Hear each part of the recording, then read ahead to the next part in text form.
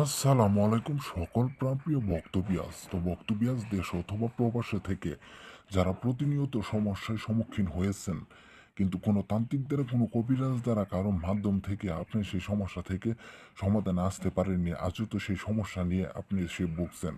আমি সেই সমস্ত ভাইদের, বোনদের, বৌদিদের আমি অনুরোধ করে বলবো, হিন্দু, মুসলিম, খ্রিস্টান, বুদ্ধ, যেই জাতির হয়ে থাকেন না কেন, দেশে থেকে প্রবাসের জন্য, প্রবাস থেকে দেশের জন্য, যেইখান থেকে যার জন্য করতে চান না কেন, এই আমলটি দ্বারা, তদ্বিরটি দ্বারা যদি আপনি কাজ করতে পারেন, ইনশাল্লাহ আপনার সেই সমস্ত সমস্যা থেকে আপনি সেই সমাধানে আসতে পারবেন। তো বক্তব্য আজকে আমার আল্লাহ তাআলা এই কালাম দ্বারা যদি আপনি বিশ্বাসের উপর যদি কাজটি করতে পারেন, ইনশাল্লাহ আপনার সেই সমস্যা থেকে সমাধানে আসতে পারবেন।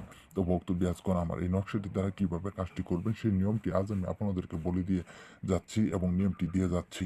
তার আগে আমার চ্যানেলে যদি কেউ নতুন হয়ে থাকেন তাহলে অবশ্যই লাইক, কমেন্ট, শেয়ার করে দেবেন এবং সাবস্ক্রাইব করে পরবর্তী ভিডিও পাওয়ার জন্য পাশেই থাকবেন।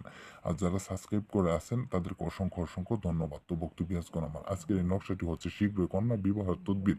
কোনো বালিকা মেয়ে বিবাহ হতে বিলম্ব হলে তার জন্য নিম্নোক্ত এই নকশাটি কাগজে লিখে মাদুলিতে ভরে গলায় বেঁধে দিলে আল্লাহ তাআলার রহমতে শীঘ্রই সেই বালিকার হয়ে যাবে, বিবাহ বন্ধনে সে রাজি হবে এবং তার বিবাহ হয়ে যাবে। তো বক্তব্য আজকে আমার এই নকশাটি দ্বারা যদি কাজ করেন, ইনশাল্লাহ যদি কোনো রাশি সমস্যা না থেকে থাকে তাহলে আপনার সেই অতি শীঘ্রই নকশাটি ব্যবহার পরপরই আপনার সেই সমস্যা থেকে আপনি সমাধানে আসতে পারবেন, বুঝতে পারবেন যে আপনার কাছে সেই বিবাহ বন্ধনের জন্য লোকজন চাপতে শুরু করছে, কথা বলতে শুরু করে দিয়েছে।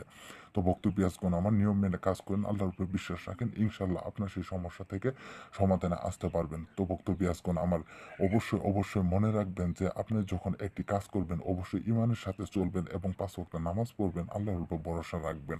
দেখবেন আপনার সমস্ত সমস্যা থেকে আপনি সেই সমাধানে আসতে পারবেন ইনশাআল্লাহ। তো বক্তব্য আজকে আমার সবাই ভালো থাকেন, সুস্থ থাকেন এই কামনা রইল সবার প্রতি। খুদা হাফেজ।